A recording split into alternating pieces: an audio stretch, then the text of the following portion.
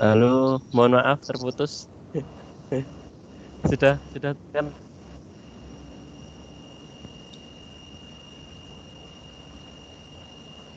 Halo, Silakan Mas. suara saya sudah masuk? Ya, sudah bagus, silakan. Sudah ya. Baik, saya ulangi sedikit nggih. Tadi yang sekiranya Bapak Ibu yang kemarin belum berkonsultasi masalah judul bisa langsung ke Pak Budi untuk konsultasi masalah judulnya yang akan dijadikan PTK. Untuk itu, untuk mempersingkat waktu saja, untuk materi yang ketiga ini tentang kajian teori yang akan dibersamai oleh Bapak Siono Sedabudi MSI. Waktu dan tempat kami haturkan kepada beliau. Jangan bilang nggak bisa dia. Kan nggak ngerti. Pak Budi sudah on ya?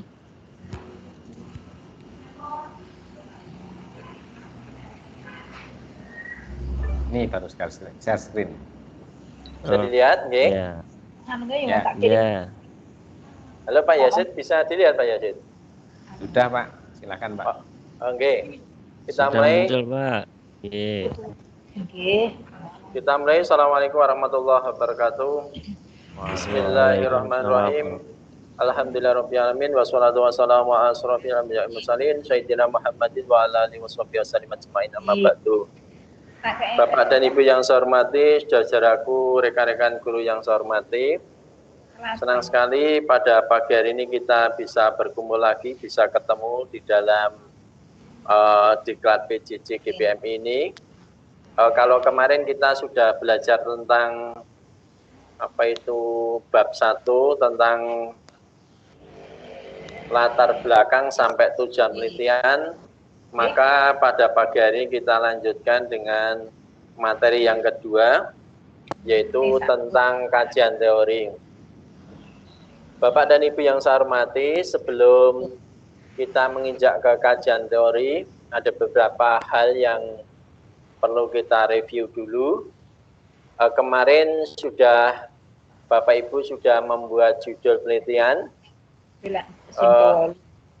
Judul itu minimal ada 3 kalimat pembantu, yaitu apa, tindakan, dan siapa. Jadi kalau penjenengan Bapak Ibu sekalian, Bapak Ibu guru membuat judul PTK, minimal 3 kalimat pembantu itu dapat membantu penjenengan, dapat membantu Bapak Ibu sekalian di dalam menentukan judul.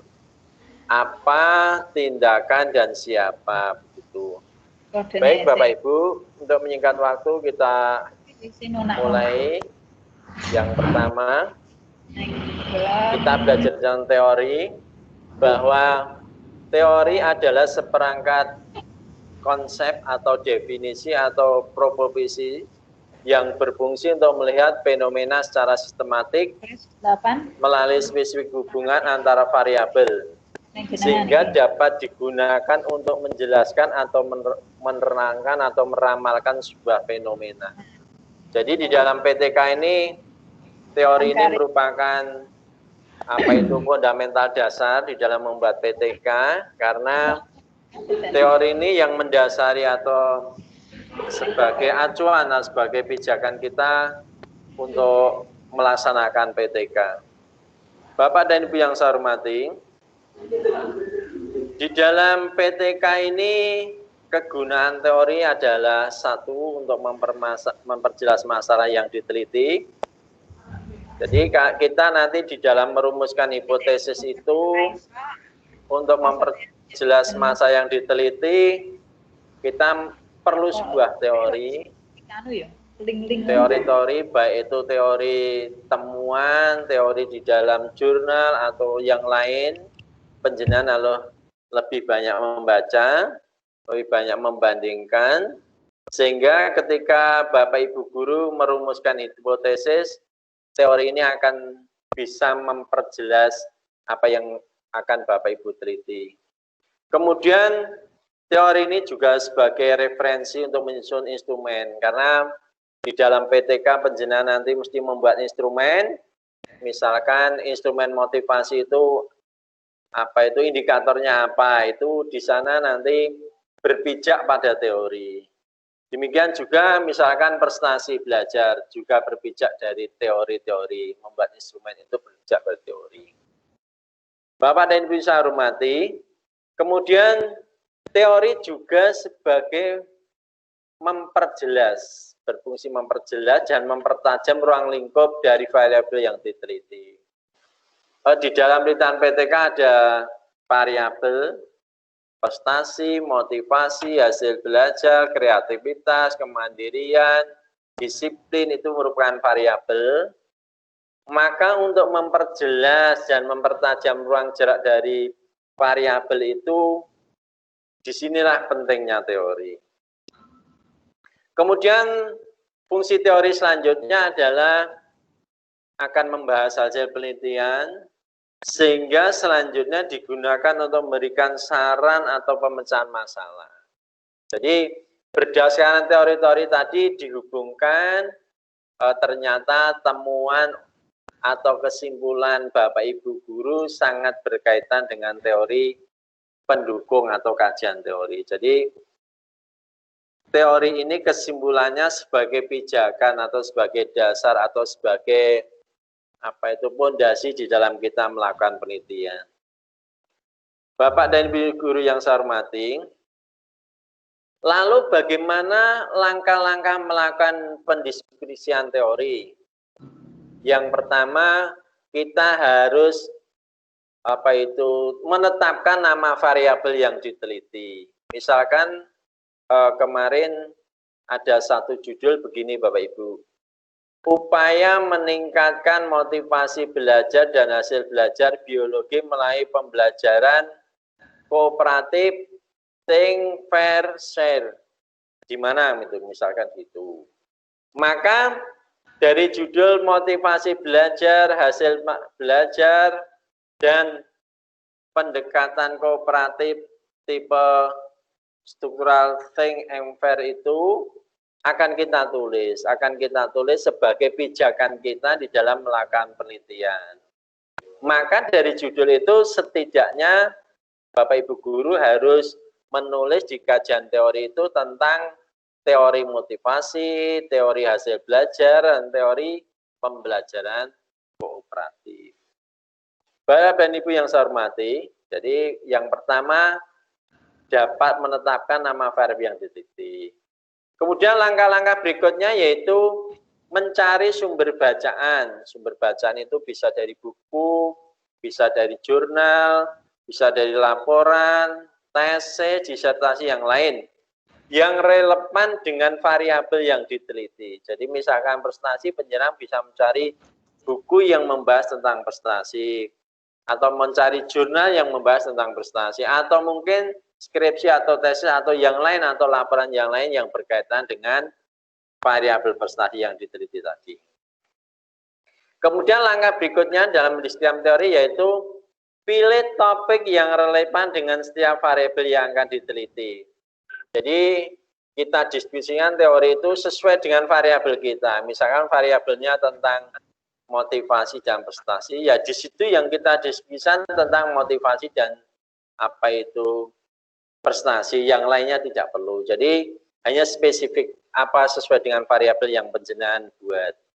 Kemudian langkah berikutnya yaitu mencari definisi setiap variabel yang akan diteliti. Kalau kita membaca teori itu kan ada banyak definisi-definisi yang disimpulkan oleh para ahli. Silakan Bapak Ibu ngambil salah satu. Menurut Budi misalkan, menurut siapa monggo. Dideskripsikan sesuai dengan yang penjenengan acu, yang penjenengan anut atau penjenengan pakai gitu. Kemudian langkah berikutnya yaitu baca seluruh isi topik buku yang sesuai dengan variabel yang akan diteliti. Kemudian buatlah rumusan dengan bahasa sendiri isi setiap sumber yang dibaca. Jadi kalau penjenengan di dalam teori itu membahas tentang prestasi belajar, maka nanti dikutip dari prestasi pendapatnya A, prestasi pendapatnya B, prestasi pendapatnya C. baru disimpulkan menurut bahasa Bapak dan Ibu sekalian sendiri. Bapak dan Ibu yang saya hormati, kemudian diskusikan teori-teori yang telah dibaca dari berbagai sumber ke bentuk tulisan bahasa sendiri tadi sudah. Sumber-sumber bacaan yang akan dikutip didiskusikan sesuai dengan bahasanya sendiri, dicantumkan dalam daftar pustaka. Jadi kita tidak boleh ngambil punyanya orang lain, diakui milik kita, nggak boleh. Kita akui bahwa itu kutipan dari penulis terdahulu atau penemu teori itu. Itu langkah-langkah cara mendiskusikan teori. Bapak dan Ibu yang saya hormati, di dalam kajian pustaka atau kerangka konseptual atau kajian teori ini berisikan sejumlah teori yang relevan yang dijadikan sebagai kerangka acuan dalam kegiatan penelitian. Jadi nanti Bapak Ibu bisa mencari teori sesuai dengan judulnya tadi. Kemudian dari teori-teori tadi penjelasan didiskusikan, Bapak Ibu diskusikan menurut bahasa Ibu sendiri, bahasa Bapak Ibu sendiri di akhir paragraf yang akan menjadi pacuan atau dasar di dalam penelitian Bapak Ibu. Kemudian kerangka acuan ini, alok dengan kerangka teori dalam penelitian kualitatif. Jadi penelitian PTK itu kan sifatnya kualitatif deskriptif gitu loh.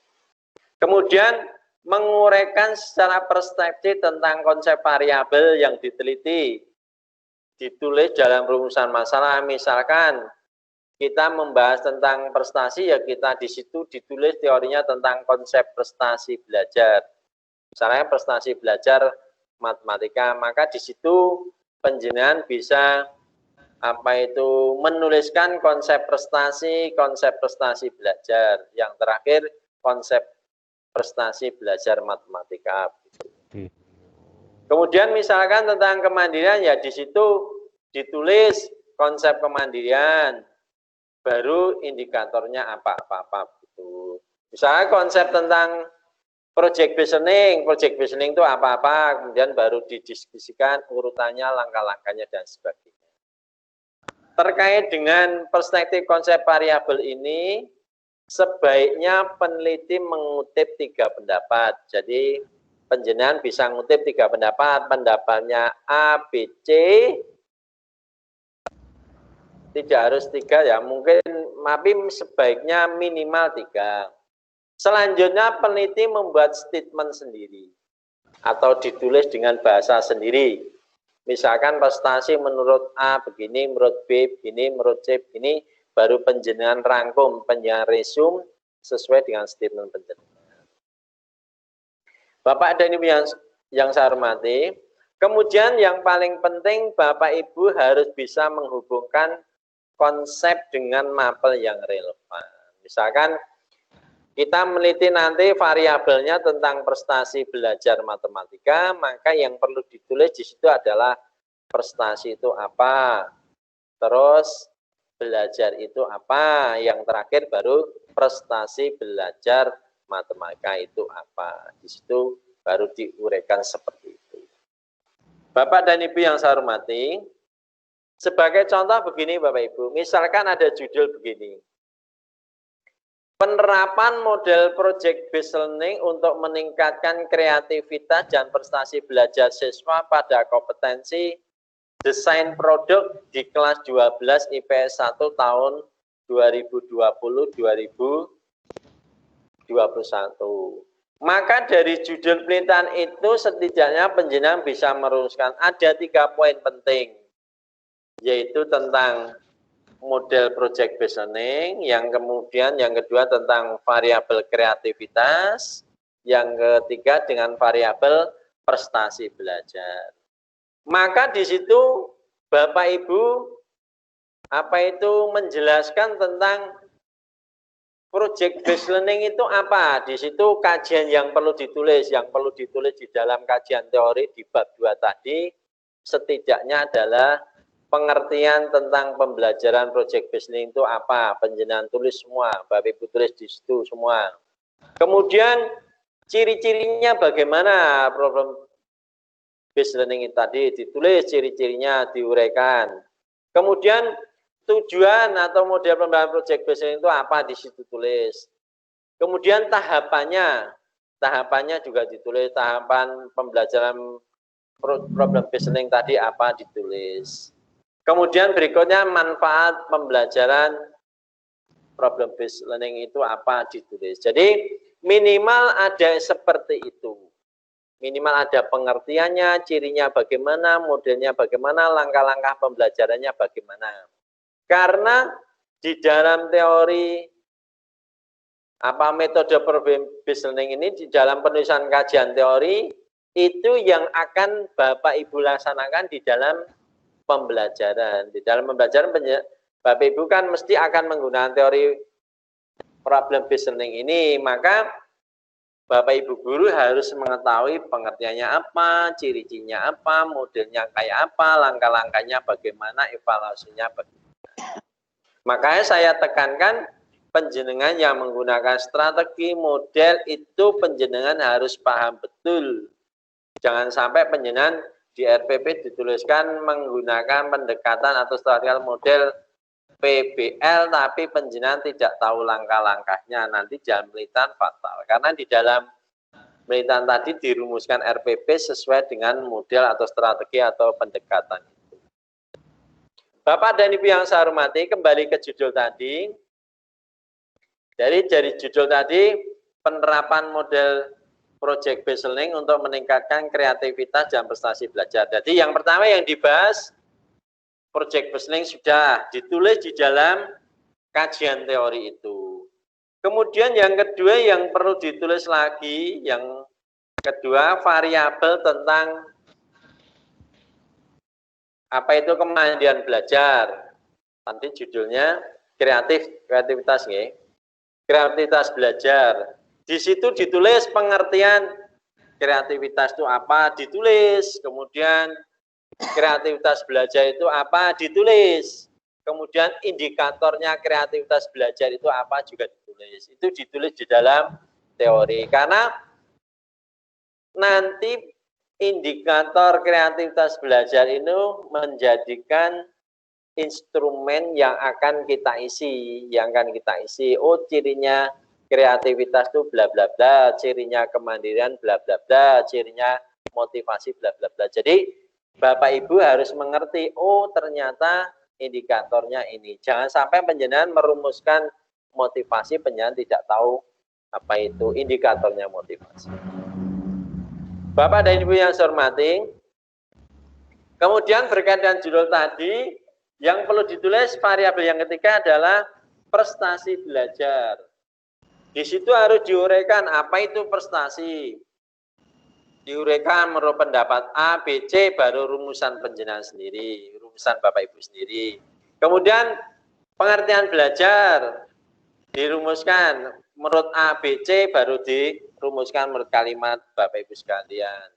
Lalu dihubungkan dengan mata pelajaran yang akan diteliti. Misalkan prestasi belajar matematika itu apa? Itu indikatornya apa dan sebagainya.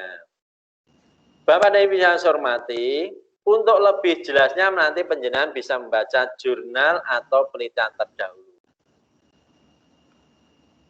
Dari sana dapat kita simpulkan bahwa kalau ada judul seperti ini tadi, maka hal yang perlu dibahas minimal ada 3 ini. Tentang teori problem based, teori tentang kreativitas, teori tentang prestasi belajar. Bapak dan Ibu yang saya hormati, kemudian setelah teorinya sudah, penjenengan di bab 2 itu juga ditulis hipotesis tindakan. Hipotesis tindakan apa yang diperlukan? Kalimat hipotesis tindakan harus sejalan dengan rumusan masalah dan tujuan penelitian. Rumusan masalah tadi apa, itu tujuannya apa, maka hipotesisnya juga sesuai, harus sejalan. Kemudian hipotesis tindakan dan penelitian tindakan kelas tidak wajib, jadi tidak harus ada. Misalkan tidak perlu hipotesis juga nggak apa-apa. Peneliti boleh mencantumkan hipotesis tindakan atau tidak mencantumkan dalam satu proposal. Jadi tadi sudah boleh mencantumkan, boleh tidak. Tapi sebaiknya mencantumkan karena ini berkaitan dengan rumusan masalah dan tujuan penelitian yang akan diteliti.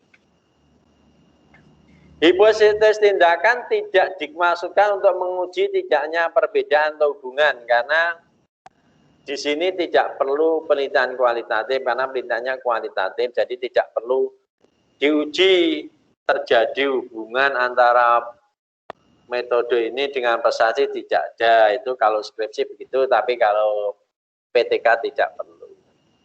Hipotesis tindakan usulan tindakan untuk menghasilkan perbaikan yang diinginkan. Jadi di dalam hipotesis tindakan PTK ini intinya merupakan tindakan yang akan Bapak Ibu lakukan di dalam penelitian yang Bapak Ibu sedang kerjakan. Sebagai contoh misalnya begini Bapak Ibu, dengan menggunakan metode problem based, prestasi belajar siswa dan karakter mandiri kelas 12 IPS 2 dapat meningkat. Ini posisi tindakan. Jadi dugaan awal atau temuan awal penjenengan menggunakan metode tertentu, prestasinya atau karakternya akan meningkat. Itu yang perlu ditulis. Bapak dan Ibu yang saya hormati, itu tentang kajian teori. Jadi kesimpulannya, di dalam menulis kajian teori itu harus disesuaikan dengan judul penelitian yang Bapak Ibu lakukan. Sebagai contoh ini ada judul begini Bapak Ibu. Ada judul lain. Misalkan ada judul begini, penggunaan model pembelajaran cooperative learning tipe START untuk meningkatkan kualitas belajar dan hasil belajar kimia di kelas apa, misalkan begitu. Maka di dalam pembuatan teorinya, di dalam pembuatan bab 2 kajian pustaka atau kajian teori, hal yang perlu Bapak Ibu tulis yang pertama adalah tentang model pembelajaran kooperatif START itu apa. Di situ dituliskan definisinya, langkah-langkahnya, baru ditulis semua. Kemudian yang Bapak Ibu tulis lagi adalah kualitas proses belajar. Kualitas proses belajar itu apa, di situ ditulis semua. Kemudian variabel berikutnya yang perlu ditulis hasil belajar. Hasil belajar itu indikatornya apa begitu. Bapak dan Ibu yang saya hormati, demikian yang bisa Pak Budi sampaikan, lebih banyak kita diskusi saja. Harapannya nanti panjenengan sambil diskusi bisa termotivasi untuk memperbaiki judul. Setelah memperbaiki judul baru panjenengan bisa menulis teori, karena tidak ada artinya panjenengan nulis teori kalau judulnya belum oke, rumusan masalah belum oke, nggak ada artinya, karena semua sangat berkaitan antara judul, kemudian latar belakang masalah, identifikasi masalah, rumusan masalah, tujuan penelitian, dan kajian teori. Begitu Bapak Ibu, silahkan nanti kita berdiskusi. Sementara kita akhiri, Assalamualaikum warahmatullahi wabarakatuh. Waalaikumsalam warahmatullahi wabarakatuh. Terima kasih Pak Budi atas penyampaian materinya. Sekiranya sudah cukup nih Bapak Ibu, bisa dikaji bersama. Monggo yang kemarin sudah memiliki judul untuk kira-kira bisa dikonsultasikan teorinya nanti yang sesuai dengan judulnya itu yang bagaimana dan yang apa. Monggo silakan kepada Bapak Ibu untuk bisa menyampaikan pertanyaan atau langsung berkonsultasi dengan pemateri kita. Silakan kepada Bapak Ibu.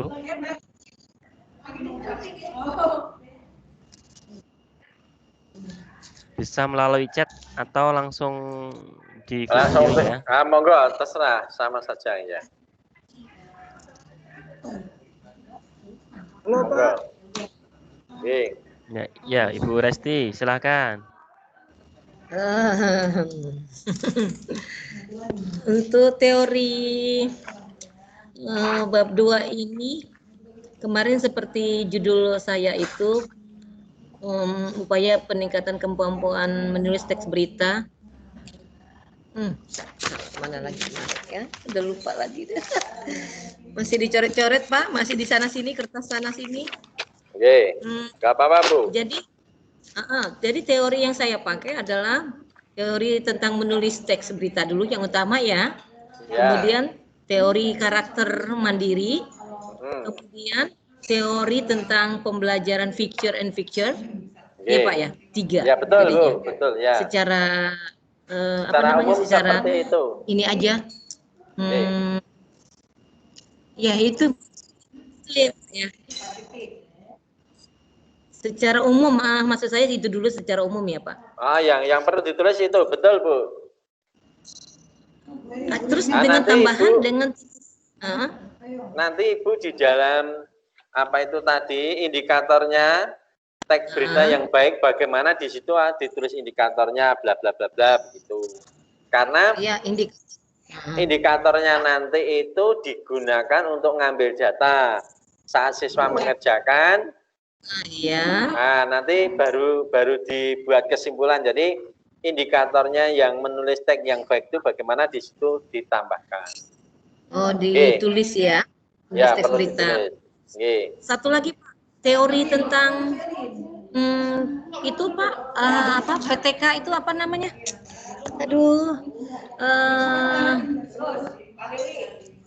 Apa sih saya teori yang untuk masuk ke PTK itu loh Pak, yang model apa Bu?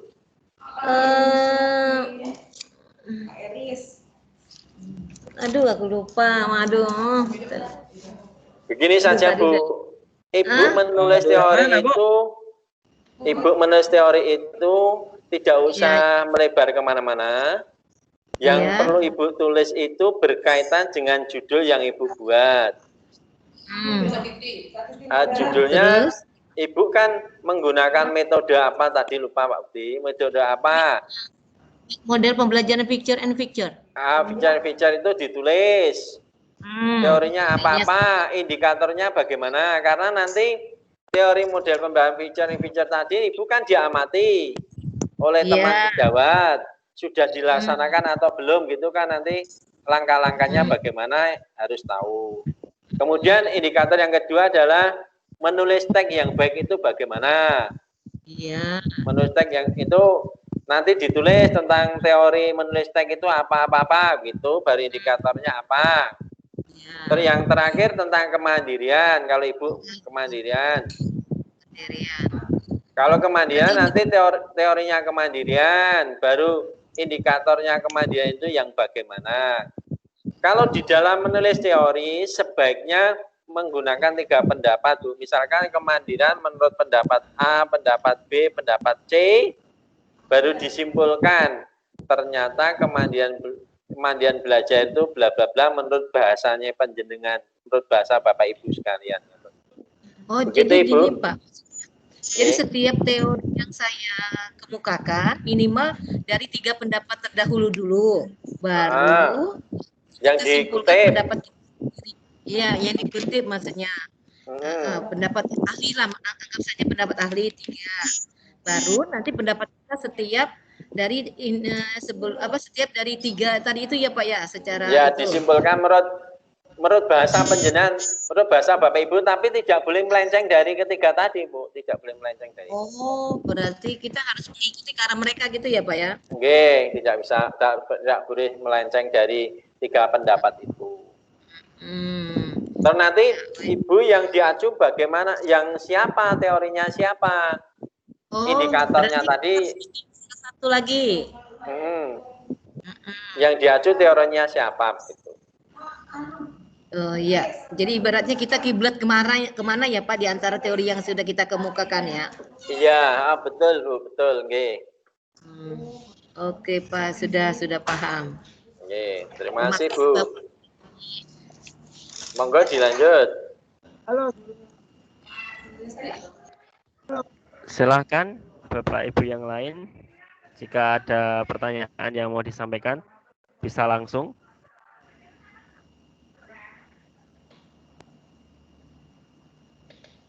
Halo, Assalamualaikum. Waalaikumsalam warahmatullahi wabarakatuh. Halo Halo Pak Son. Nggih, monggo Pak Rizal, ini Pak Rizal nggih. Saya dari Pak Indra, Pak Siono.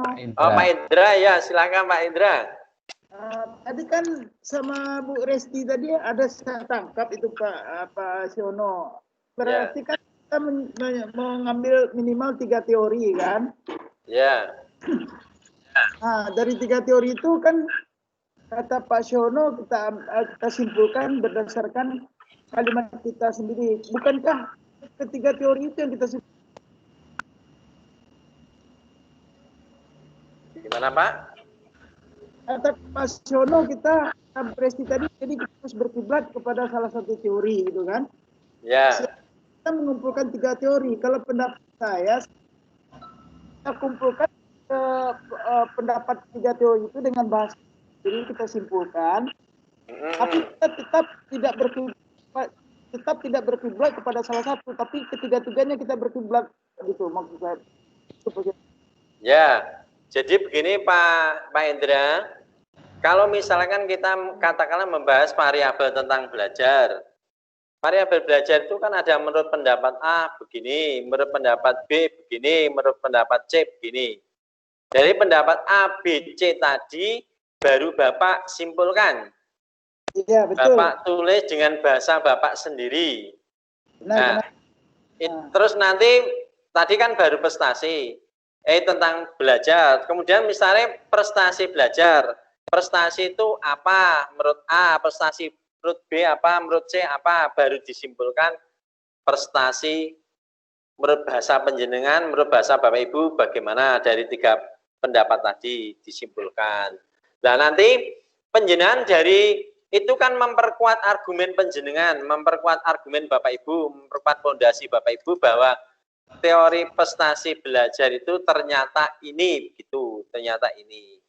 Nah, nanti penjenengan kan membuat indikator, indikatornya prestasi belajar itu di situ kan ada berbagai teori, menurut teori A begini, teori B begini, teori C begini. Baru penjenengan ambil salah satu mana yang dianut, misalnya indikator apa itu prestasi belajar menurut A yang penjenengan acu gitu. Tapi untuk menjelaskan prestasi belajar itu sebenarnya bagaimana toh gitu, itu untuk memperkuat argumen penjenengan. Begitu Pak Indra?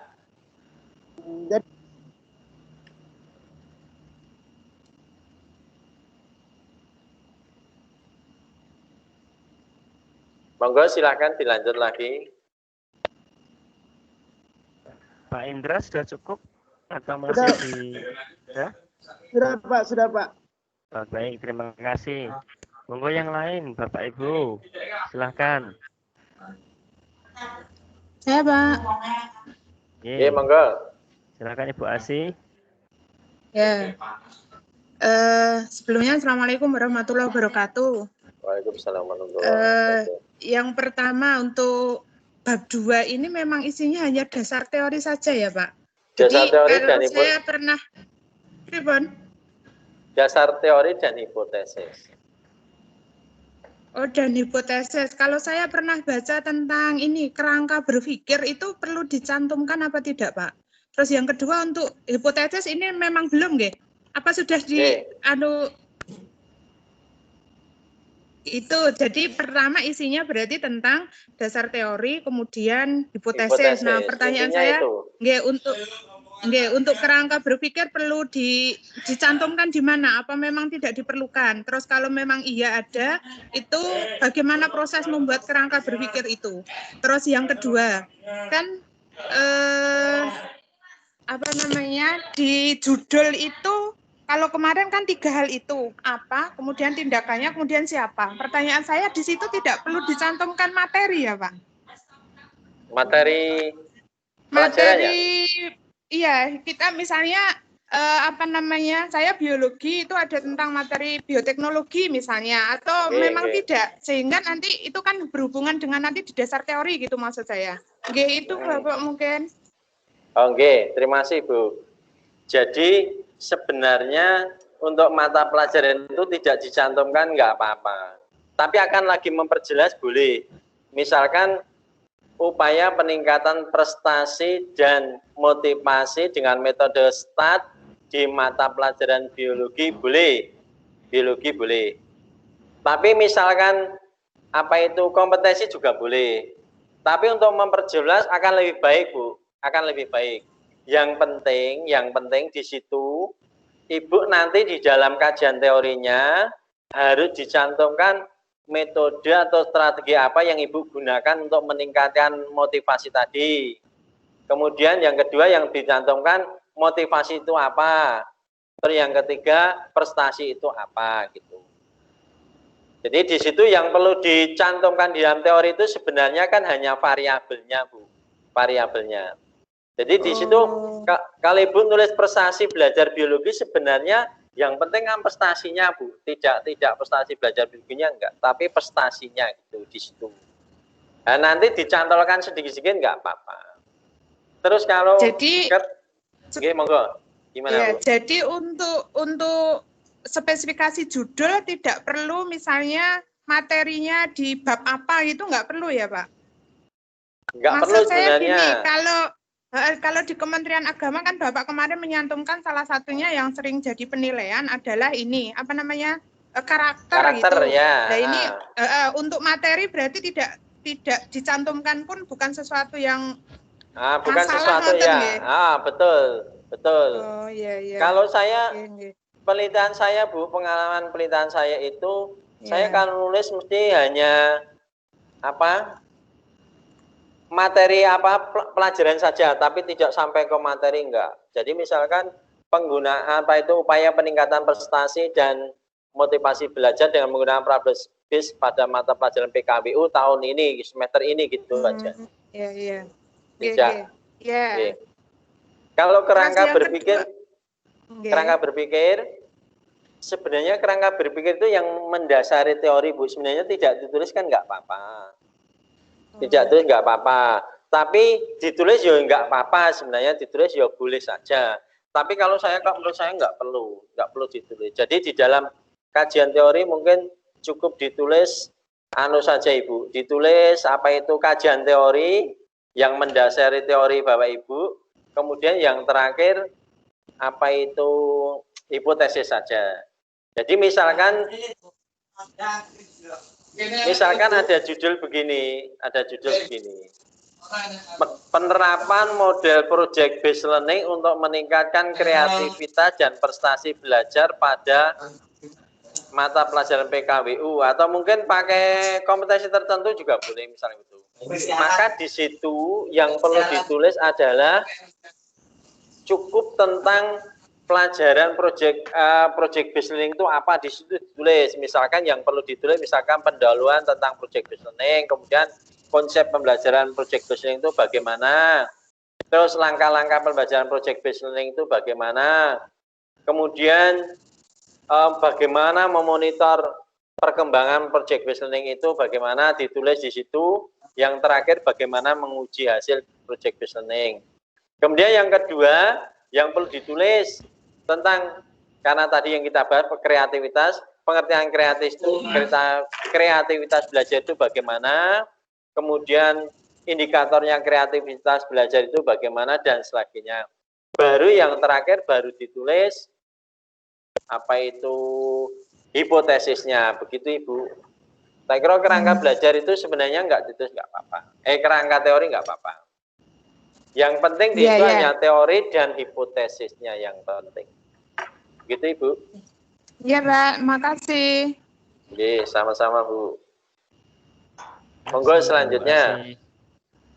Kerangka berpikirnya tadi nggih. Silakan. Kalau masih ada di kajian teori mungkin atau mungkin merumuskan hipotesa masih bingung. Ya, Ibu Endah, silakan. Iya. Terima kasih. Yang saya tanyakan untuk penulisan landasan teori, apakah teori-teori yang kita tulis ini yang berjumlah 3 pendapat dari para ahli ditambah dengan 1 pendapat sendiri, apakah dari pendapat para ahli itu boleh di browsing dari internet apa harus secara fakta fisik ngambil dari buku? Terima kasih Mbak Ibu. Sebaiknya kalau membuat PTK jangan browsing dari internet, Bu. Kalau jurnal online boleh lah, buku elektronik boleh, tapi kalau Ibu mencari di browsing terus kemudian di blog-blog itu jangan. Karena blog-blog itu kan tidak bisa dipertanggungjawabkan. Lebih baik Ibu menggunakan buku saja. Bapak Ibu sekalian, kalau mencari teori itu mudah Ibu. Jadi kalau penjenengan misalkan mau membuat penelitian begini, membuat penelitian dengan judul misalkan penggunaan model cooperative learning gitu. Penjenengan tinggal tulis saja di toko online itu, Bu. Buku tentang cooperative learning itu sudah muncul. Ibu tinggal beli bukunya, atau mungkin di jurnal juga. Kalau jurnal yang terakreditasi itu banyak juga Ibu. Jadi Ibu tinggal membaca jurnal, kemudian jurnal itu dikutip. Kalau jurnal kan sudah jelas, ada penerbitnya, siapa ISBN-nya, berapa jelas. Saya sarankan jangan menggunakan blog atau yang browsing yang belum tentu kebenarannya. Lagi pula Ibu boleh ngopi teori boleh. Misalkan Ibu mau meneliti tentang motivasi, misalnya ngopi dari Pak Budi boleh. Tapi tidak boleh langsung di-paste, nggak boleh. Bu. Kalau di-paste nanti di detektor itu terdeteksi, Bu. Terdeteksi. Plagiat gitu nanti di dalam kesimpulannya nanti ini plagiat, padahal Ibu tidak plagiat. Kalau Ibu ngopi dari yang sudah terketik, sebaiknya diketik ulang. Kalau tidak ketik ulang, mesti di situ nanti tampilannya 60% plagiat gitu, atau 70% plagiat. Padahal sebenarnya Ibu kan tidak mencari teori dari penelitian terdahulu. Yang jelas tidak boleh di-copy, harus diketik ulang. Begitu Ibu, terima kasih. Ya, terima kasih Pak. Saya tambah saran Bu Enda, untuk yang Kemenak itu jurnalnya namanya Moraref. Nanti bisa di-browsing di internet. Moraref itu untuk mencari jurnal. Nanti tinggal diketik judulnya pengen apa gitu nggih. Kalau di Dikti itu namanya Portal Garuda. Ada Moraref, ada Portal Garuda. Itu linknya itu bisa referensi jurnal di internet. Oh iya, nggih. Saya share link mawon nggih di conversation nggih. Terima kasih, monggo silakan yang mau. Atau Ibu nanti bisa buka di Google jurnalnya Pak Budi, lihat jurnalnya Pak Budi ke apa di jurnal banyak. Saya nulis jurnal itu ada 10 ada di Google. Ketik Siono Budi itu ada jurnal, contoh-contoh jurnal saya. Iya, terima kasih Pak. Oke. Monggo silakan Bapak Ibu.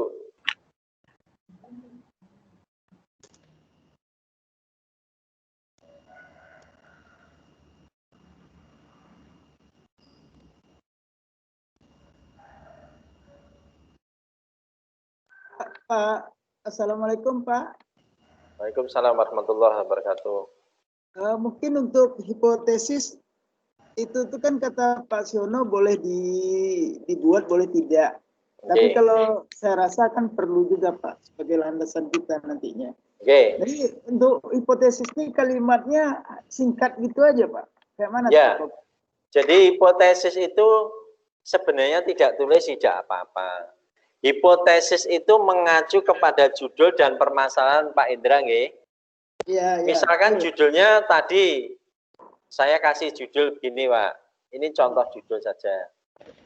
Misalkan ada judul upaya peningkatan metode problem based learning, upaya peningkatan prestasi belajar dan karakter siswa dengan metode problem based learning di kelas 10 bla bla bla, misal begitu. Ya. Maka hipotesis tindakannya, jawaban sementara atau dugaan sementaranya begini. Dengan menggunakan metode problem based learning, prestasi belajar dan karakter mandiri siswa ini dapat meningkat gitu Pak Indra. Tidak perlu panjang-panjang. Nanti contoh membuat hipotesis saya upload, nanti penjenengan tinggal membaca di materi yang saya upload. Tidak hanya PowerPoint tapi tulisan penjelasan ada, nanti saya upload. bagaimana menulis teori dan menulis hipotesis di apa? Di tulisan Word yang akan saya upload nanti, Pak. Terima kasih, Bapak. Pak Siono, kalau bahasanya begini gimana Pak? Dengan menggunakan PBL diharapkan prestasi belajar siswa dan karakter mandiri semakin meningkat, diharapkan, kalau gitu gimana Pak? Kira-kira kan kita kan masih sifatnya hipotesa itu masih kan dugaan sementara Pak. Boleh, sebenarnya boleh. Hipotesa itu dugaan sementara, betul, boleh. Oke. Oke Pak, makasih banyak Pak. Oke. Terima kasih Pak.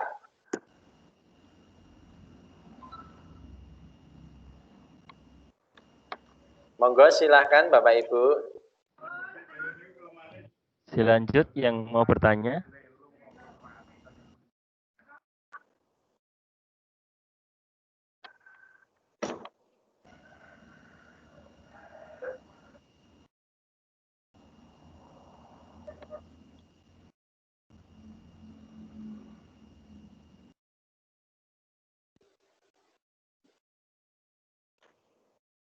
Barangkali informasi jurnal Pak Siono Setiabudi sudah contohnya sudah kami di chat, linknya sudah ada di chat, itu bisa dibaca. Ya ini contoh jurnal saya nih. Sudah lama ini Pak. Ya 2012. Oke. Ada yang lain juga, masih banyak sekali ini.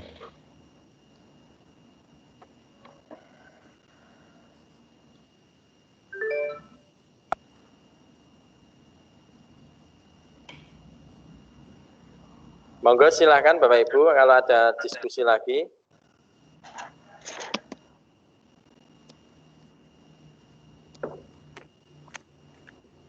Atau diskusi judul, monggo silakan, daripada nanti harapannya karena Bapak Ibu harus membuat apa itu proposal dari judul bab 1, bab 2, bab 3, baru nanti setelah misalkan tidak pandemi sudah selesai, penjalan tinggal teruskan membuat apa itu ngambil data baru ditulis laporan.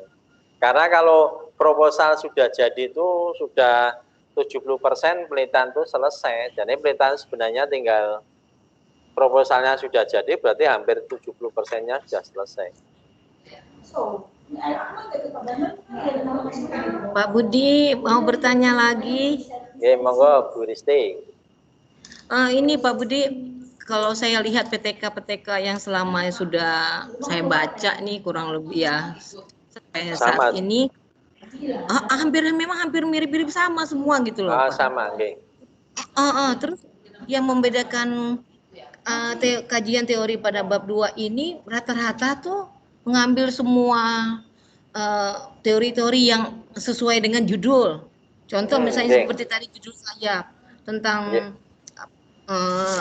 future venture, terus tentang kemandirian, terus tentang berita. Nah, itu saya ambil semua. Jadi sampai beratus-ratus halaman gitu loh. Apakah ada kriteria untuk kajian teori ini, misalnya minimal itu sekian, maksimal itu sekian gitu, atau memang kita hak penulisnya untuk membuat berapapun teori itu asalkan tidak keluar dari judul konteks, itu gitu Pak. Oke, betul Ibu. Jadi di dalam membuat teori itu yang diperlukan saja Ibu. Jadi misalkan kita mau meneliti tentang kemandirian belajar, yang diperlukan di situ kan hanya teori tentang kemandirian belajar, tidak perlu teori kemandirian apa-apa. Di situ kan buku tentang kemandirian belajar itu satu buku loh Ibu. Yang membahas tentang kemandirian belajar itu satu buku. Jadi Ibu tinggal ngambil yang diperlukan saja. Misalnya tentang kemandirian belajar ya hanya ditulis teori kemandirian itu bagaimana, indikator kemandirian belajar itu bagaimana, itu saja yang Ibu perlukan di dalam PTK itu, tidak perlu lambrang-lambrang itu. Pengalaman saya PTK itu tidak tebal Ibu. PTK saya itu paling hanya 30 halaman. 30 halaman Pak. 30 halaman ditambah lampiran, yang buat tebal itu lampirannya mungkin ada 30-an halaman. Jadi nggak perlu tebal-tebal. Berarti sampai bab 4 itu sebenarnya nggak perlu sampai 100-an halaman gitu ya Pak? Oh, saya tuh hanya 30 Bu, paling 30. 30 halaman plus lampirannya, karena lampirannya itu kan instrumen-instrumen RPP itu yang bikin banyak. Kalau yang isinya nggak ada, paling 30-35, paling banyak itu. Berarti kalau menurut saya Pak, kalau misalnya 30 halaman untuk bab 1 misalnya kita buat seperti paling banyak 5 ya. Di Ya, luar bab daftar 1 isi. ya sekitar 5. 4-5 lembar ya. Saya mungkin hanya 4 lembar. Ya, misalnya 5. Lalu bab 2-nya ini kita buat kurang lebih ya sekitar 6, 7, 8 lembar ya Pak ya. Ya, sekitar 6-7 lembar saja. Nanti yang bab 3 itu sekitar 9 lembar karena di situ ada instrumen toh Ibu. Oh Baru iya bab, iya. ada instrumen. Bab 4 itu mungkin pembahasan itu ya kurang lebih ya sama dengan bab 3. Bab 5 itu hanya 1 lembar. Bab 5 itu bab yang terakhir itu hanya 1 lembar. Karena bab terakhir itu isinya hanya kesimpulan saja, atau kesimpulan itu menjawab rumusan masalahnya.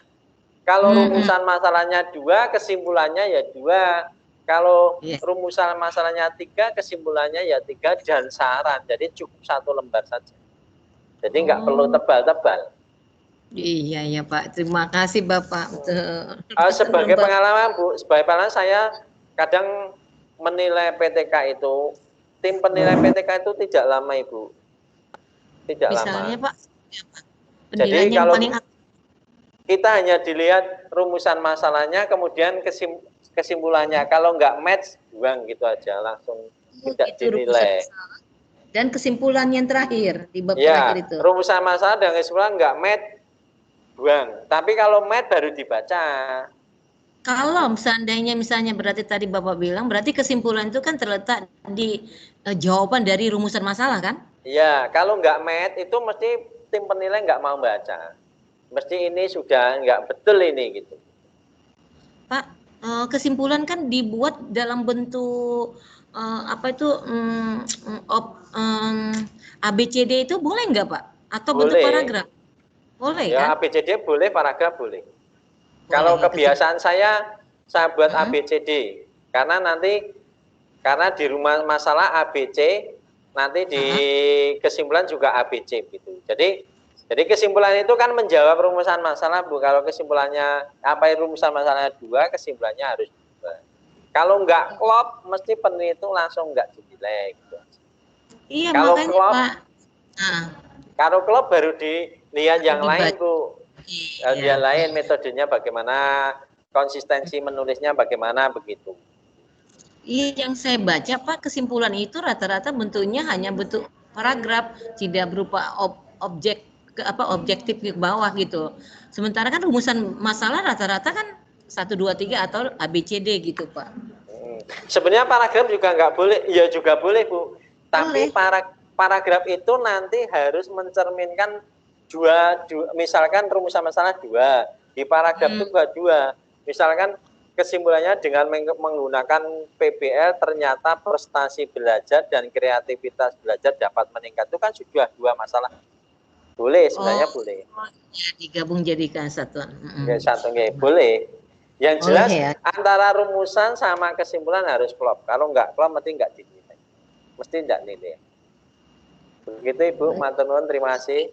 Terima kasih Pak. Oke. Silahkan yang lain Bapak Ibu. Baik, Pak Sehono. Ya. Halo, Assalamualaikum. Waalaikumsalam warahmatullahi wabarakatuh. Iya Pak, ini mau bertanya tentang judul Pak. Ya, monggo Pak. Mau diskusi mengenai judul. Sebelumnya saya mohon maaf baru kali ini bisa hadir online. Sebelumnya kan karena kesibukan. Tapi saya sempat download di YouTube-nya, tengok di videonya Pak. Iya. Iya, jadi yang tema judul yang saya angkat praktik wudhu melalui media audiovisual untuk peningkatan kemampuan berwudhu murid. Kira-kira seperti itu bisa Pak sebagai judulnya? Oke, begini Bapak, jadi dalam membuat judul itu minimal ada 3 kalimat panduan. Yang pertama adalah apa yang mau ditingkatkan. Bapak yang mau ditingkatkan apa misalkan? Kemampuan berwudhu murid. Kemampuan berwudhu murid? Iya. Ya, sebentar nanti baru saya bahas ya.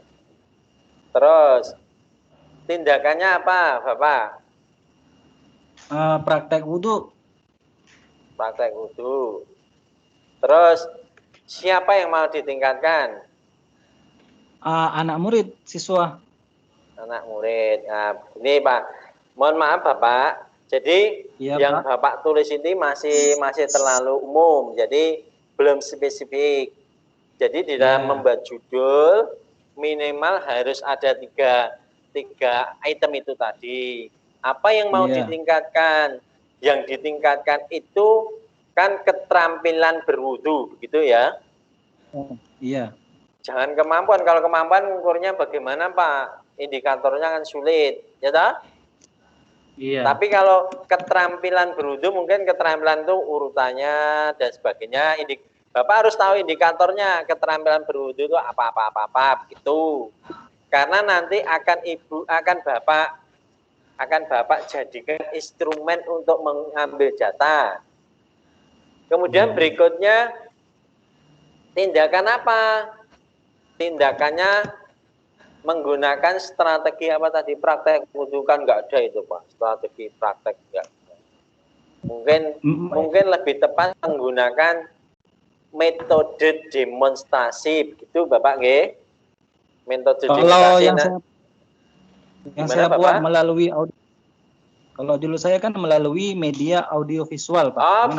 Oke. Berarti Bapak medianya. Tadi Bapak karena bilang praktek wudu. Jadi ini berarti Bapak media. Iya, praktek wudu melalui media audiovisual. Tindakannya menggunakan media gitu nggih? Menggunakan media audiovisual gitu. Ya, betul, sudah baik. Terus itu sudah benar. Tindakannya menggunakan media itu. Berikutnya, siapa yang mau ditingkatkan? Misalkan siswa kelas 2.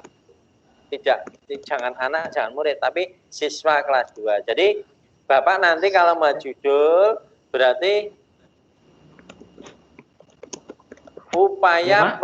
upaya meningkatkan keterampilan berwudu siswa kelas berapa dengan media itu tadi audiovisual begitu. Jadi membuat judulnya seperti itu Pak. Kalau nggak salah sudah saya jawab di itu ya Pak ya, di chat ya Pak ya. Jadi untuk meningkatkan keterampilan Pak ya, bukan kemampuan. Memang bedanya apa Pak, keterampilan kemampuan? Ya kalau kemampuan panjenengan orang dikatakan mampu itu indikatornya kan sulit Pak, tidak bisa diukur orang mampu. Kalau terampil kan bisa diukur Pak. Oh seperti itu. Oke. Jadi cuma diganti di keterampilan Pak ya? Ya misalkan begitu, tidak harus keterampilan, mungkin monggo terserah. Tapi kalau orang dikatakan mampu tuh gimana ngukurnya kan nggak bisa Pak, sulit ngukur orang dikatakan mampu. Tapi kalau orang dikatakan terampil berwudu itu kan bisa diukur. Indikatornya kalau terampil jelas gitu Pak ya? Nah, jelas nanti dicari di teori terampil itu yang bagaimana begitu. Kayaknya sudah saya tulis di chat itu Pak, PJJ itu Pak. Oh gitu Pak, mungkin nggak saya kebaca atau terlewatkan Pak. Terima kasih Bapak. Ini Pak. Terakhir Pak, kalau boleh tahu beda istilah anak atau murid sama siswa gimana Pak? Ya sebenarnya nggak apa-apa, tapi lebih baik siswa saja Pak, siswa kelas apa gitu aja, atau naik murid gitu ya sebenarnya nggak apa-apa kok.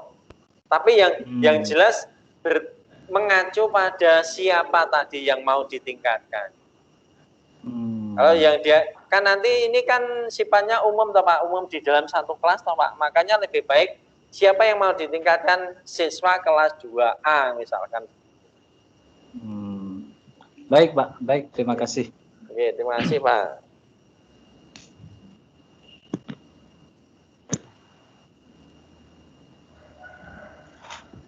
Monggo yang lain. Ya, silakan Pak. Monggo Bu. Ya, mohon maaf bertanya lagi Bapak. Saya Asih dari Manwonogiri. Ini sekaligus saya minta saran teknis saja. Jadi saya baru maju ke 4A itu Agustus kemarin. Artinya SK belum datang. Kemungkinan ketika kalau toh lolos SK datang kan kemungkinan per Oktober mungkin. Atau kalau nggak per April, kemungkinan per Oktober. Pertanyaan saya gini, ketika sekarang saya mau buat PTK yang bisa saya gunakan nanti setelah masa penilaian itu ini kan bayangan saya ingin kan belum ada ini toh Pak, PTK yang belum banyak PTK yang pembelajaran di masa daring. Sebenarnya saya ada keinginan untuk membuat PTK itu sekarang, cuman kaitannya dengan saya baru maju Agustus kemarin, jangan-jangan nggak kepake gitu loh. Lah ini saya minta saran teknis langsung dari Pak Budi. Ini kira-kira mending saya tidak ngambil untuk masa pandemi agar bisa digunakan ke depan atau bagaimana Pak? Ngoten. Ini kaitannya saya berpikirnya gini, kan nyambung dengan pertanyaan kedua, kaitannya dengan plagiator itu loh Pak. Iya. Nah itu kan seringkali di dasar teori kah ataupun di judul kah itu kan sebenarnya kita nggak berniat plagiat, tapi ternyata memang itu pernah ada gitu. Lah bayangan saya kemarin itu ketika mau bikin judul itu, oh ini untuk yang masa pandemi belum banyak gitu. Jadi intinya untuk plagiatornya itu belum banyak gitu bayangan saya. Ya itu kepedean saya saja mungkin ya karena saya nggak baca-baca. Ya itu Pak, jadi mohon saran dengan kondisi ini biar bisa saya gunakan ke depan juga gitu. Ya terima kasih Pak. Ya terima kasih Bu Asih. Yang penting PTK itu belum dinilaikan Bu. Yang penting belum dinilaikan dan nanti misalnya SK-nya 1 Januari 2020 gitu nggih. 2021. Tapi kan Ibu nanti di PTK itu ada tulisannya toh Bu. Ibu tanggal segini. Di PAK kan dinilai di atas itu kan ada periode penilaian misalkan 01 Januari 2016 sampai 31 Desember 2020. Artinya kalau SK-nya walaupun turunnya Oktober kan tetap dinilai. Enggak masalah, Bu. Yang penting periode penilaiannya belum pernah dinilaikan. Seperti sertifikat pun begitu. Yang penting di periode itu, kalau misalkan Ibu penilaiannya periode 1 Januari 2016 sampai 31 Januari 2020, Ibu nanti penataran di sekitar Oktober 2020 ya tidak bisa dipakai. Tidak bisa dipakai. Penelitiannya Ibu misalnya di Oktober 2020 ya nggak bisa dipakai. Karena periode penilaiannya kan 1 Januari 2016 sampai 31 Desember 2020. Begitu Ibu nggih? Jadi yang penting periodenya itu. Terus mengenai plagiat itu sebenarnya yang dinamakan plagiat itu kan orang nyontoh punyanya orang lain gitu. Saya menulis buku berbagai macam itu juga tidak pemikiran saya murni, tidak Bu. Hanya gagasan saya, kemudian saya juga ngambil teorinya Pak A, teorinya Pak B gitu. Tapi saya cantumkan di dalam daftar pustaka, artinya ketika dicek, oh motivasi itu menurut ini, oh ternyata pakai bukunya Pak B ada. Jadi yang penting tulisannya orang lain jangan kita akui tulisan kita. Di situ di daftar pustaka kan dicantumkan. Terus kalau di dalam pembuatan PTK itu kalau ngambil teori, misalkan penjenengan mau nulis tentang teori kemandirian yang kebetulan saya tuh senangnya meneliti bangsanya yang kayak gitu. Penadian, motivasi, kreativitas, saya dulu pernah belajar seperti itu.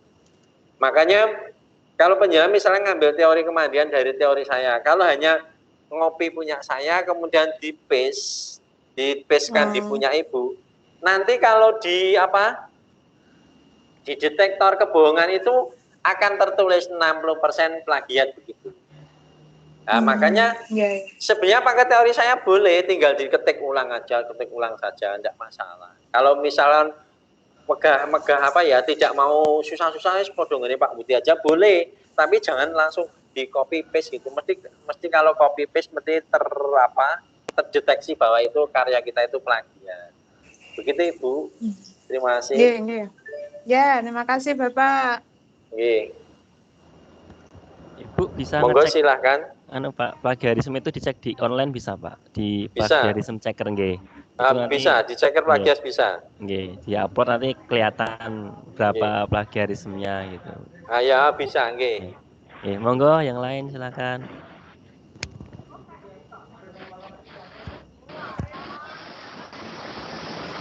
Halo Pak. Assalamualaikum, monggo Bu. Halo. Silakan. Bapak ini judul yang saya penggunaan metode McMatch ya untuk meningkatkan reading comprehension pada narasi. Teorinya tentang metode ya Pak ya, tentang metode McMatch itu ya Pak ya. Gimana Ibu, putus-putus nggak dengar Ibu? Oh ya, ulangi lagi ya Pak ya. Ya. Ya.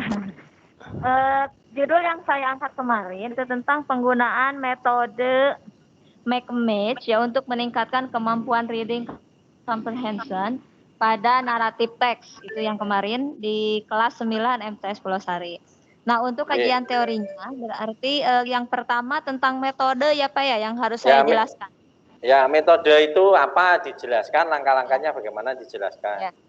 Terus yang kedua kan di sini untuk meningkatkan kemampuan reading. Jadi kajian teorinya tentang apa? Kemampuan.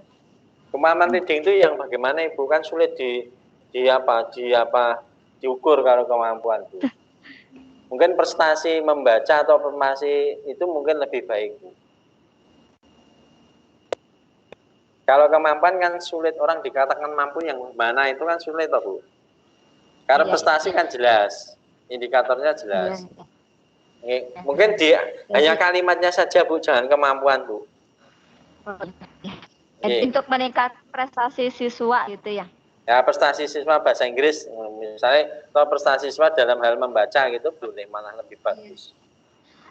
Setelah prestasi langsung ke membacanya gitu Pak untuk kajian teorinya.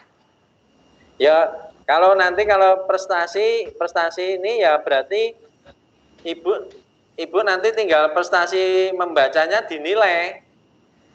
Jadi anak membaca atau kemampuan reading ini tadi dinilai, oh yang apa itu yang dicantumkan di situ cuman Ibu bahas saja tentang prestasi belajar bahasa Inggris saja di situ, tidak usah. Oh iya. Oh iya. Okay. Jadi untuk kajian teorinya berarti ada dua. Yang pertama tentang metode tentang prestasi belajar siswa bahasa Inggris ya. Gitu aja. Terima kasih Pak. Oke. Ya. Terima kasih.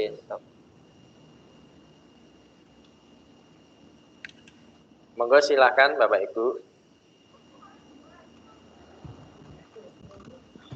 Masih ada yang ditanyakan? Pak Ibu, monggo. Bisa dilanjutkan.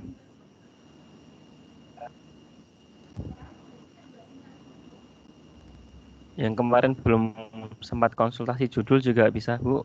Pak, silakan.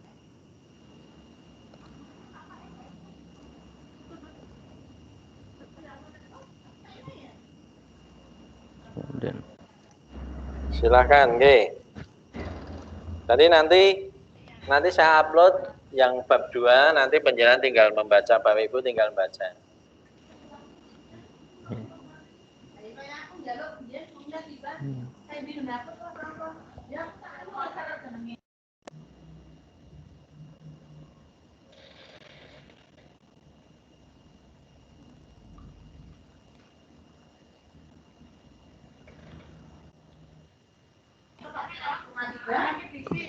Bapak Ibu, masih ada yang ditanyakan? Mas, silakan. Mas. Halo Mas. Iya. Ya uploadnya di mana nanti Mas? Pak Indra ya? Ya dokumennya di uploadnya di mana nanti Mas? Uploadnya di PJJ Pak Indra. Di PJJ. Telegram. Ya, di Telegram PJJ. Sudah saya upload Pak, monggo. Silahkan dibaca di situ. Itu Bu Giarti kelihatannya ada judul yang disampaikan Mas Apek.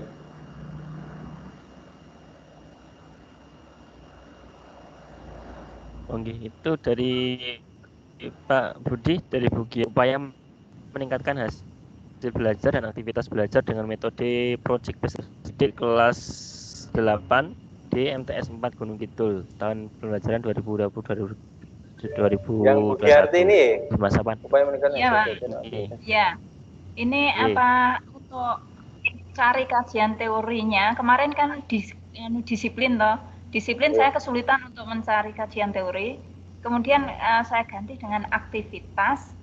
Berarti nanti yang dicari aktivitas, kemudian PBL, dan hasil belajar gitu.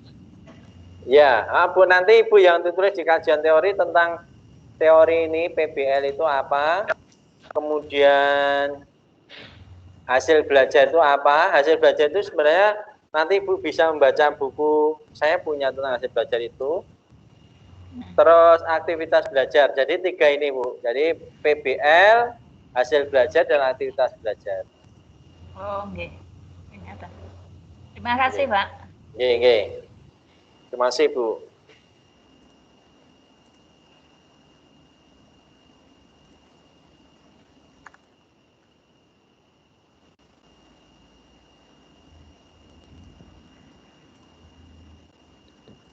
Selain Bu Giarti masih ada lagi, monggo, silakan. Silakan.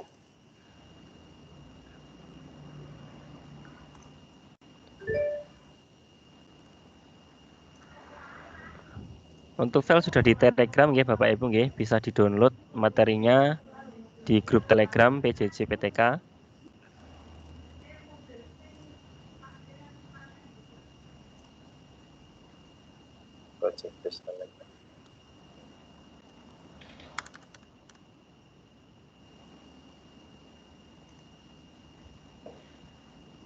Jadi monggo silahkan yang mau bertanya.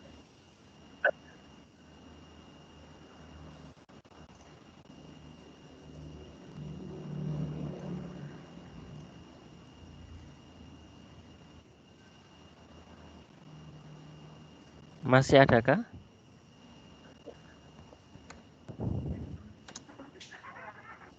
Nampaknya masih bingung ini, Pak.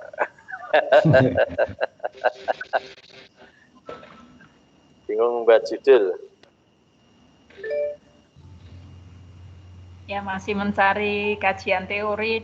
Kemarin itu manfaat-manfaatnya ini masih menulis belum selesai. Halo Ibu, ya, kalau kemarin, mencari teori itu gampang Ibu. Coba ya. Ibu nanti apa itu buka di Google atau di toko online ya.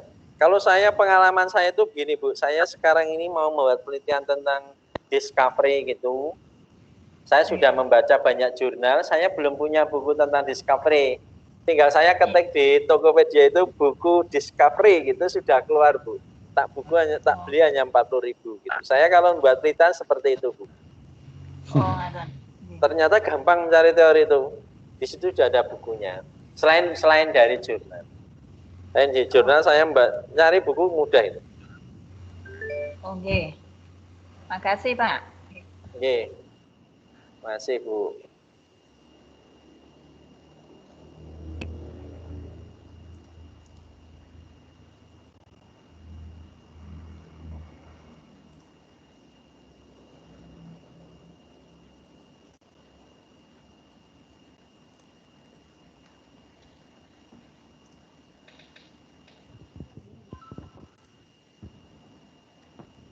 Ada ice breaking-nya, Mas Afek. Oh, mau ice breaking, Pak? Ya, sudah. Saya share aja. Ada. Sebentar. Monggo, silahkan. Mas, tanya Mas. Ya, silakan Pak Indra. Monggo Pak Indra. Untuk bab 1 ini cukup 2 hari aja nggak apa-apa. Gimana Pak? Untuk bab 1. Ya. Itu 2 atau 3 halaman aja ya? Ya, enggak usah tebal-tebal, 3-4 halaman saja Pak. Ya, di bab 1 itu kan yang pertama itu kan pendahuluan, terus kemudian latar belakangnya kan? Ya. Nanti di dalam bab 1, monggo Pak teruskan dulu, nggih. Ya terus enggak apa-apa Budi. Gimana kata Pak Budi terus? Ya, jadi di dalam bab 1 itu yang Pak Indra perlu tulis yang pertama bab 1 itu judulnya bab 1 pendahuluan gitu. Di situ terus ditulis latar belakang. Latar belakang itu intinya ada kesenjangan antara harapan dan kenyataan. Ya, betul. Bisa ditulis dalam bentuk persentase atau mungkin kalimat bandingan, misalkan 20 dari 30 siswa belum mencapai KKM, padahal harapannya kan semua KKM, atau sekian persen belum mencapai KKM begitu. Itu yang perlu ditulis. Nah, kedua. Terus kemudian yang kedua yang perlu ditulis lagi di dalam bab 1 itu identifikasi masalah. Identifikasi masalah itu berdasarkan latar belakang masalah. Jadi nanti misalkan sudah ditulis latar belakang masalah bla bla bla bla, di situ kan stressingnya di latar belakang masalah itu yang menimbulkan masalah antara harapan dan kenyataan tadi. Misalkan harapannya kreativitasnya tinggi, ternyata kreativitasnya rendah. Harapannya prestasinya tinggi, ternyata prestasinya rendah. Maka di identifikasi masalah ditulis begini, berdasarkan latar belakang masalah, maka diidentifikasi masalah sebagai berikut. Kreativitas belajar siswa masih rendah, misalkan begitu. Prestasi belajar siswa masih rendah, begitu Pak Indra. Kemudian yang perlu ditulis lagi analisis masalah. Berdasarkan identifikasi masalah, dianalisis masalah. Gunanya untuk memecahkan masalah yang dihadapi itu. Misalnya, yang dianalisis apa di situ? Misalkan tadi tentang kreativitasnya atau tentang prestasinya yang masih rendah. Maka guru perlu strategi tertentu untuk mengatasi masalah tersebut. Maka di situ ditulis berdasarkan identifikasi masalah di atas, maka dilakukan analisa masalah untuk memecahkan masalah sebagai berikut. 1, misalnya kreativitas belajarnya rendah, prestasinya rendah.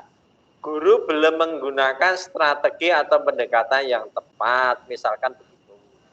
Kemudian yang perlu ditulis lagi di dalam bab 1, pemecahan masalah.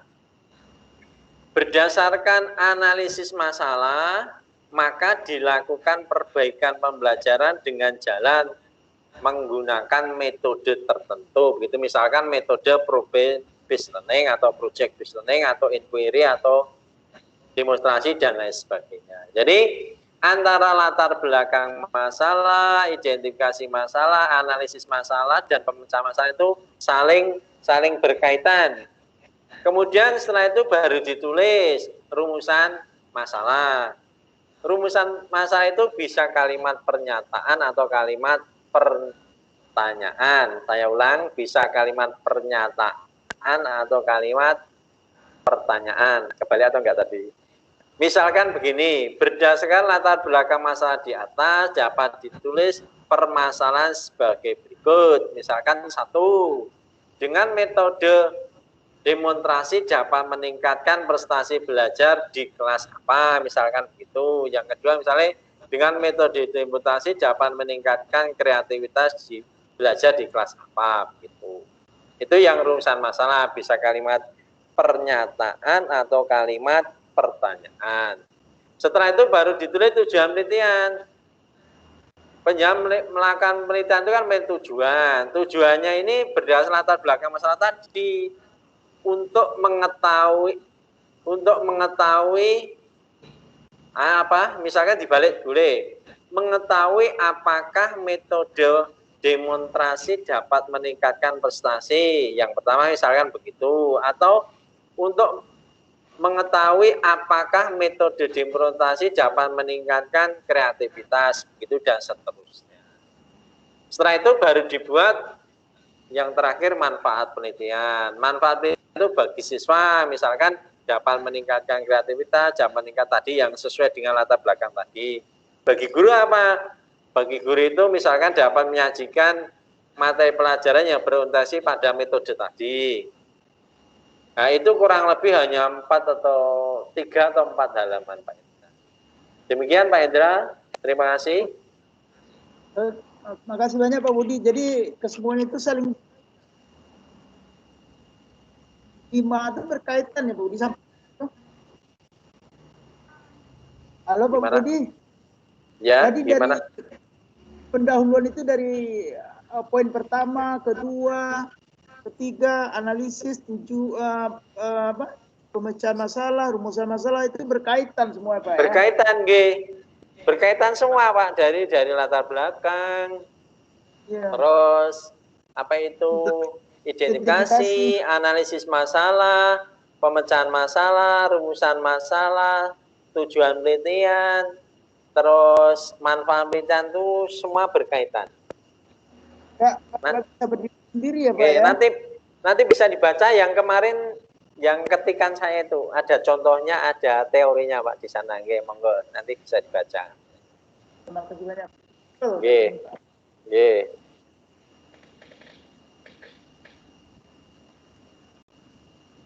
Monggo selanjutnya Bapak Ibu masih kami tunggu.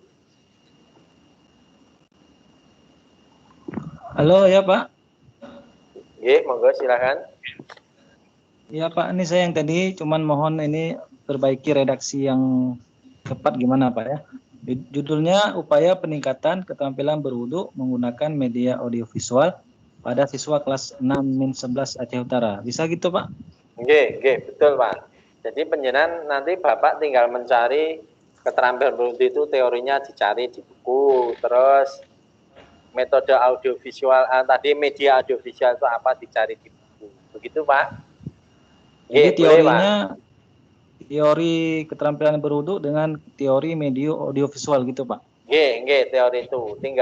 Bapak tinggal mencari teorinya. Kan banyak Pak teori media audiovisual itu teorinya bagaimana gitu. Ya, berarti ada dua teori Pak ya, teori keterampilan berwudu dan teori menggunakan. Nggih. Dua Baik, teori Pak, itu yang iya, betul Pak, nggih. Yang ini yang agaknya kayak rancu kalimat di ujung enggak gitu Pak. Menggunakan media audiovisual pada siswa kelas 6. Udah bisa gitu Pak? Kalau kelasnya hanya satu ya hanya satu enggak apa-apa. Hanya kalau di SMA itu padanya kan seperti tempat saya itu ada 6 paralel itu disebutkan kelas 10 IPA berapa gitu. Kalau hanya satu kelas enggak apa-apa. Enggak apa-apa. Baik Pak, terima kasih. Ditambah tahun juga baik. Ditambah tahun misalnya pada kelas 6 semester 1 tahun pelajaran 2020-2021 juga boleh. Oh, lebih jelas spesifik lagi Pak ya? Nah, itu juga boleh. Seperti contoh yang saya upload tadi, Pak, Bapak bisa membaca contoh yang baru saya kirim di WA, di Telegram itu, Pak. Ya, baik Pak, terima kasih. Oke, sama-sama Pak. Pak Budi ada di conversation itu Pak, ada dari Mas Faisal Rizal di chat itu ada upaya meningkatkan keterampilan senam melalui media audio. Mungkin berikan masukan.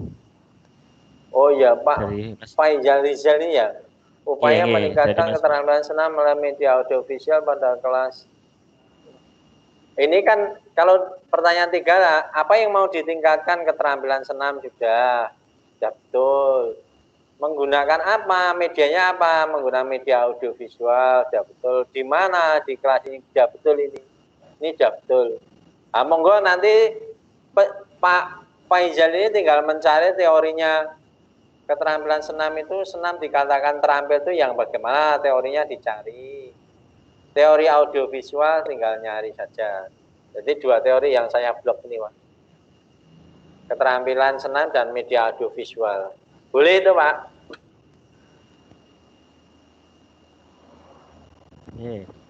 Itu silakan Mas Faisal Rizal mungkin masih ada di sini mau menanggapi Mas Faisal. Pak Faisal kayaknya kemarin di sudah itu Pak, di mana di Telegram sudah. Di Telegram, nggih.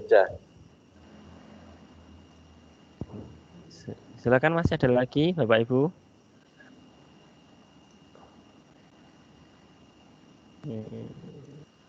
Masih ada 35 partisipan di dalam meeting kita. Kalau masih ada yang mau bertanya, waktunya masih panjang. Silakan kalau ada pertanyaan, kalau nggak ada yang bertanya silakan membahas bab 1, bab 2. Yuk kita bahas bareng-bareng.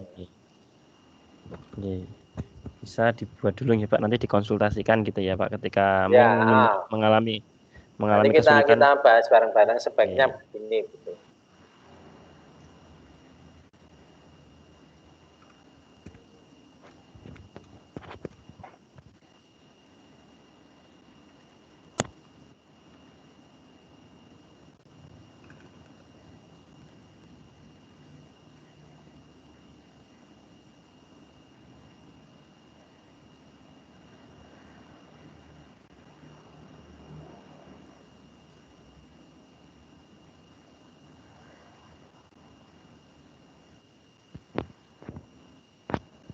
Bapak Ibu masih ada?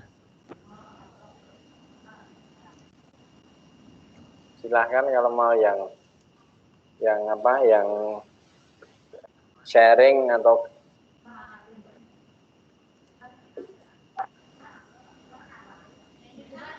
kalau sudah tidak ada nanti biar bisa dilanjut sharing melalui grup Telegram. Boleh, langsung monggo. Japri Pak Budi langsung.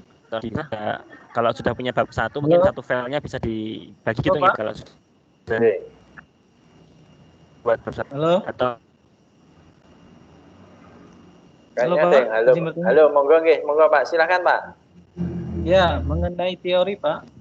Teori itu lebih banyak kan lebih baik kalau ditulis. Kira-kira minimalnya berapa teori Pak yang harus ditulis?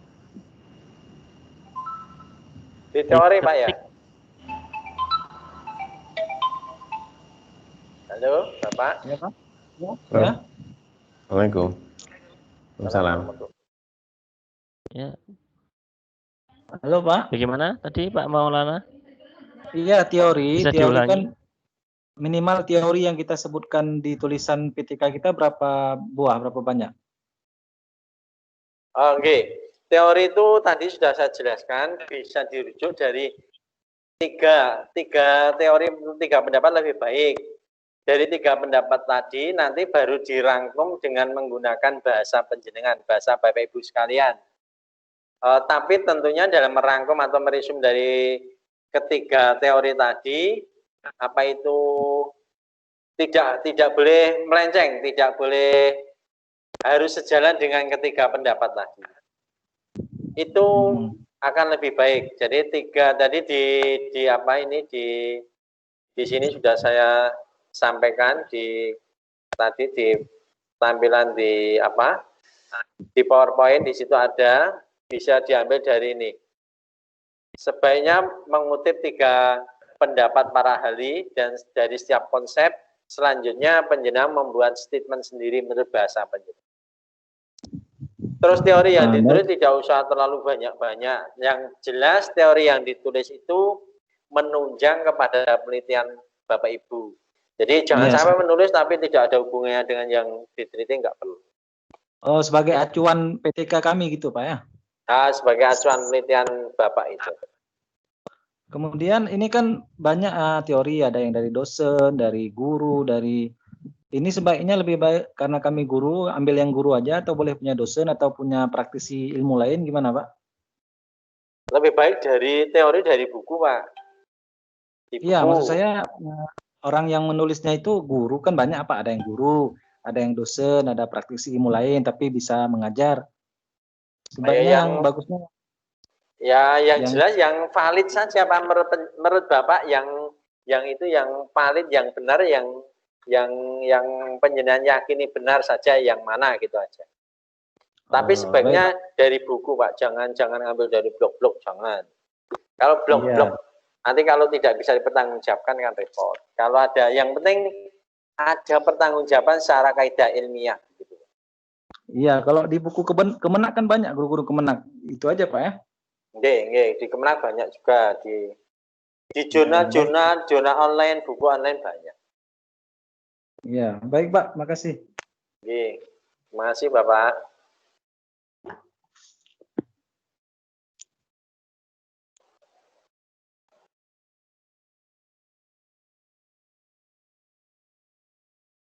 Sudah ya, Pak Maulana, atau masih dilanjutkan? Nanya. Udah ada cukup Pak, terima kasih. Iya, itu silakan tadi yang mau bertanya. Iya. Makasih ya Pak. Saya ceritanya mau membahas tentang sifat-sifat tanah dan mikroorganisme yang ada di dalam tanah itu. Boleh nggak saya lokasi penelitiannya itu 2 tempat yang berbeda? Karena saya sebenarnya ingin membandingkan yang satu diberi perlakuan, yang satu tidak diberi perlakuan. Apakah itu tergolong eksperimen ataukah tergolong PBL, Pak? Terima kasih. Ya, terima kasih Bu. Jadi di dalam PTK tidak ada variabel utama, variabel pembanding, tidak ada Ibu. Jadi intinya PTK itu Ibu mengajar di kelas itu ada kegelisahan apa? Itu kegelisahan yang Ibu alami, misalkan prestasinya rendah, kreativitasnya rendah, motivasinya rendah lah. Itu yang Ibu pecahkan. Iya itu Pak. Iya. Ibu yang Ibu pecahkan, tidak usah ke kelas B, nggak perlu. Misalnya Ibu ngajar di kelas A, ya kelas A itu yang perlu Ibu pecahkan. Iya, bentar Pak, saya perdetail dulu ya. Iya. Itu materinya ada di kelas memang. Nah selama ini kalau hanya satu lokasi yang dijadikan target itu hasilnya nggak maksimal gitu Pak. Nilainya dan sebagainya itu nggak maksimal. Nah, saya mau setting lokasinya aja nih, boleh nggak 2 tempat, kelasnya mah 1? Kelasnya tetap kelas itu Pak nggih, Bu nggih. 1, tetap 1 kelasnya. Hanya setting tempatnya di mana begitu? Ya, tempatnya itu 1 di belakang kelas, 1 di depan kelas gitu Pak ceritanya. Itu nggak masalah Bu, itu kan hanya teknis mengajar saja. Iya, boleh kan ya? Yang penting tidak melenceng dari kegelisahan di kelas itu loh Bu. Yang penting itu. Enggak. Yang penting PTK itu diperlukan untuk memperbaiki proses pembelajaran di kelas yang membuat Ibu gelisah itu saja. Iya, betul. Yang intinya hanya itu saja. Paham. Oke, terima kasih. Itu eksperimen atau apa Pak masuknya? Metodenya eksperimen atau PBL ya? Oh, yang gimana Bu? Itu yang, ya kalau nanti anaknya saya ajak ke lokasi itu metodenya masuknya eksperimen atau PBL itu? Ya boleh berdua-duanya Bu. Tapi Ibu tidak boleh begini loh Bu. Gimana? Tidak boleh misalkan di dalam kelas itu PBL, di luar kelas itu eksperimen, nggak boleh. Harus salah satu. Oh iya. Salah satu.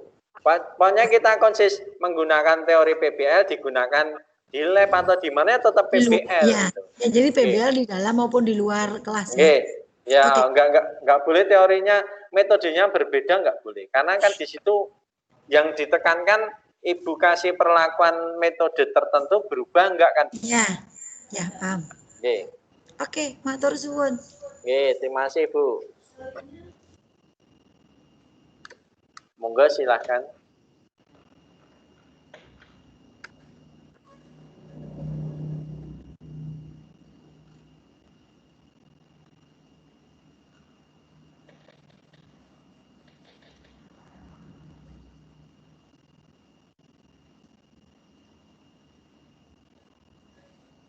Silakan. Kelihatannya sudah cukup. Cukup boleh. Masih ada. Itu kapan target bab 1, 2, 3 masuk itu? Ya nanti targetnya Ibu bisa menulis bab 1, bab 2, bab 3, baru nanti dilanjutkan penelitian betulan jadi PTK begitu. Nggak, maksudnya perlu nggak dikumpulkan kapan gitu target? Oh nanti itu di panitia Bu, saya nggak monggo Pak Yazid. Itu untuk proses apa namanya ya. Bapak Ibu kirimkan ke email itu boleh, silahkan ke Pak Budi, kemudian nanti dikonsultasikan terus, nanti kita di akhir bulan, jadi tanggal sekitar 24 sampai nanti ke mentok tanggal 30 September ini, itu nanti kita berikan sebuah form yang nanti isinya itu ada lampiran bab 1, bab 2, bab 3. Siap. Judul bab 1, bab 2 dan 3. Nah, itu nanti sekaligus untuk pembuatan sertifikat. Jadi dalam ini sampai akhir nanti dipersilahkan untuk konsultasi itu, baik nanti langsung di Japri atau email, kemudian di Telegram juga dipersilahkan. Terima kasih pada Pak Budi yang care mau lewat apapun tuh bisa. Siap, demikian nanti, jadi nanti di akhir itu nanti kita berikan form untuk itu. Untuk demikian Ibu. Itu termasuk nanti di ini ya Pak ya, hasil konsultasinya juga kembalikan kita lagi. Enggak, hasil yang benar saja, Bu. Oh iya, untuk siap. teknis itu nanti mungkin ada perbaikan dan seterusnya nanti itu Pak Budi. Bagaimana Pak Budi kemarin kalau yang sudah kemarin? Ya nanti begini aja, kalau Ibu misalkan menulis bab 1 dikirim ke saya komentari, kalau perlu saya betulkan gitu. Saya kirim ke Ibu lagi kan sudah betul. Nanti bab 2 ya gitu, nanti saya komentari, saya betulkan gitu. Tapi tidak mungkin, mohon maaf kalau tidak memuaskan karena ya terbatas waktunya kalau ketemu. Kalau face to face itu nggih. Ya, ini sudah terima kasih banyak Pak mau bantu gitu. Oke. Atau mungkin nanti bisa juga di sesi terakhir besok itu mungkin ada yang kalau perlu sudah ada form file yang mungkin Bapak Ibu peserta itu menampilkan di ini share screen-nya biar nanti bisa betul-betul dibaca oleh semua, didiskusikan itu mungkin bisa juga nanti biar lebih hidup juga mungkin seperti itu kalau ada. Tapi kalau tidak ada nanti di akhir itu jelas kita akan ada form dan yang dikirim itu yang sudah paling sempurna lah itu. Siap, nanti ini sebagai pertimbangan yang lain. Siap. Besok mungkin dipersiapkan Ibu Wiwi dipersiapkan hasilnya bisa dipresentasikan. Ya. Siap Pak. Halo panitia. Ya. Assalamualaikum Mbak. Waalaikumsalam. Siapa dia? Assalamualaikum. Salam, monggo Pak. Tanya Pak untuk teori itu apakah ada batasannya gitu Pak? Apa minimalnya ada gitu Pak enggak Pak? Batasan teorinya. Gimana Pak? Untuk teori itu landasan teori kita kan teori dari beberapa para ahli gitu ya. Lah itu ada batasannya atau minimal berapa gitu apa enggak? Kalau batasan secara prinsip enggak ada batasan prinsip, tapi kalau ngambil minimal 3 dari pendapat para ahli nanti baru penjenengan simpulkan menurut bahasa Bapak Ibu sekalian. Ya. Kalau harus berarti, sekian pendapat ahli enggak ada. Minimal 3 Pak nggih? Ya minimal 3. Nggih. Matur suwun Pak. Waalaikumsalam. Assalamualaikum warahmatullahi wabarakatuh. Halo Pak, panitia bisa ngomong sama panitia? Ya silakan. Jadi kalau di brosur itu kan sampai tanggal 24 acara ini. Halo Pak. Halo, silakan Pak. Iya, kalau di brosur kan acaranya sampai tanggal 24, tapi tadi panitia bilang sampai akhir bulan ini ya Pak ya? Ya kemarin itu untuk secara formal memang kita sampai 24, tetapi nanti kemarin yang seperti yang sudah kita laksanakan kemarin itu Pak Budi itu mempersilahkan sampai di akhir bulan tanggal 30 September dan di sana memang kami dari panitia juga memberikan kesempatan juga bagi Bapak Ibu yang mengisikan form untuk kebutuhan sertifikat dan sekaligus pengumpulan tugasnya begitu Pak. Iya, baiklah. Jadi dipersilahkan sampai 24 itulah nanti dioptimalkan untuk konsultasi kepada narasumber kepada Pak Budi begitu. Ya, berarti yang tugasnya dikumpul itu 30 terakhir Pak ya? Terakhir bulan ya? Ya, betul. Nah, baguslah Pak, karena kami kan dengan segala macam kesibukan, baru belajar juga PTK Pak kan. Jadi kalau akhir 24 kayaknya agak mepet juga nih. Ya, dipersilakan. Ya, makasih Pak. Ya, sama-sama. Monggo, Mas Afik. Sudah ya, Bapak Ibu semua. Kalau memang sudah dicukupkan materi dan diskusinya untuk PJJ masih ada? Iya, terima kasih Pak. Yang mau saya tanyakan ini konsultasi, mohon masukannya tentang judul. Kita punya rencana tapi belum selesai, yaitu peningkatan minat dan hasil belajar IPS tentang materi perdagangan internasional dengan menggunakan model pembelajaran kooperatif, metodenya saya belum temukan metodenya apa yang cocok kalau untuk materi perdagangan internasional. Kemudian karakternya itu dimasukinya di mana, baru setelah itu sasarannya ya Pak ya. Misalnya kelas 95 semester 2 SMP Negeri 2 Cibinong. Itu ya Pak ya. Mohon hanya metode yang cocok itu apa kira-kira ya Pak ya untuk materi perdagangan internasional dan juga karakternya itu disisipkan di mana. Itu saja Pak, mohon masukannya. Terima kasih Bu. Ibu ini kan sudah masukkan karakter minat ini Bu. Atau motivasi boleh, minat ini kan sudah karakter Ibu. Terus hasil ini ya hasil ini sudah ada, jadi sudah masuk. Sudah masuk. Terus metodenya tadi menggunakan apa tadi, cooperative learning gitu ya? Halo Ibu. Ibu harus paham betul tentang teori cooperative learning itu. Ibu paham betul, Ibu sudah menguasai belum? Jadi kalau belum menguasai nanti saya sarankan begini Bu. Judulnya tidak usah kompetensi. Tidak kompetensi, tapi mapel saja. Mapel saja. Jadi upaya peningkatan minat dan hasil belajar mapel apa begitu dengan metode cooperative learning, begitu aja Bu. Tidak usah secara spesifik materi perdagangan internasional. Nggak usah, nanti Bu malah bingung hubungkan. Jadi mungkin hasil belajar ini mapel apa ini kalau ekonomi ya Bu ya?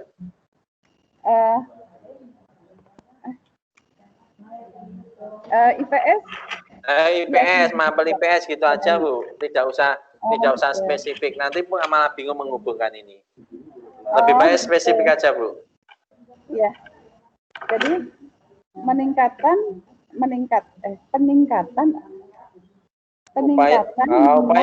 upaya peningkatan minat dan hasil belajar apa itu dengan metode ini gitu aja. Dengan metode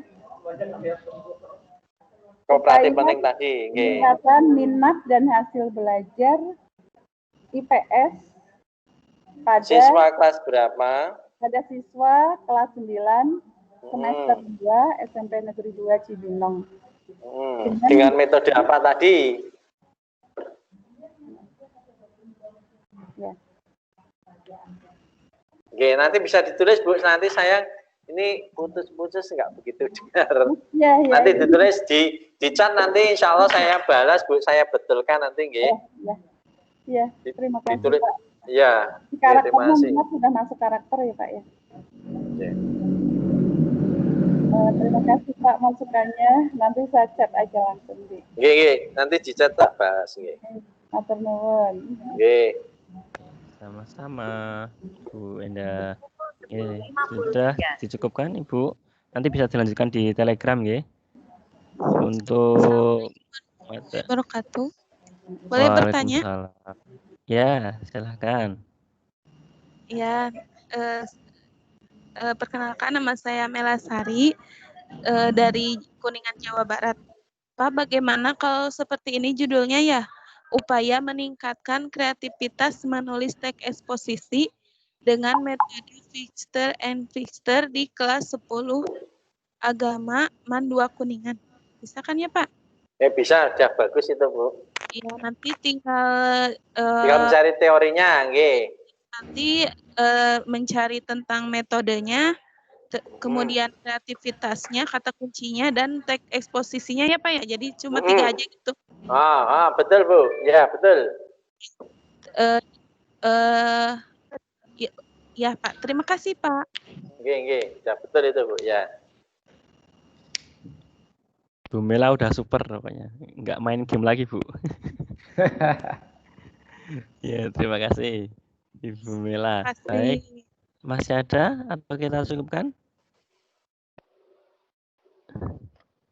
Sudah ya, kita cukupkan untuk PJJ pada pagi menjelang siang hari ini.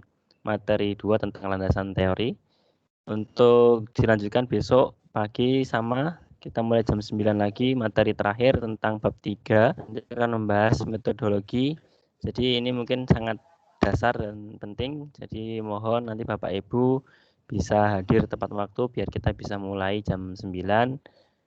Nanti yang berhalangan bisa live di streaming YouTube juga ada. Begitu. Saya kira cukup sekian. Banyak kata salah, saya mohon maaf.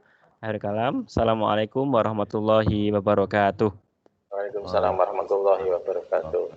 Saya kembalikan Pak Yazid kalau ada informasi. Silakan. Ya. Saya kira belum, tadi sudah disampaikan. Terima kasih Pak Budi, Mas Afik, dan Bapak Ibu semua. Ya, Mela, Bu Resti, Winda, Pak Indra, Pak Maulana, Pak. Dan yang lain.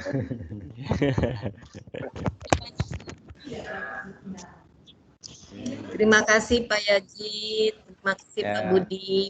Ya, sama-sama Bu. Terima kasih semuanya. Terima kasih semuanya. Ya. Sampai bertemu besok. Sampai ketemu besok. Ya. Terima kasih Pak.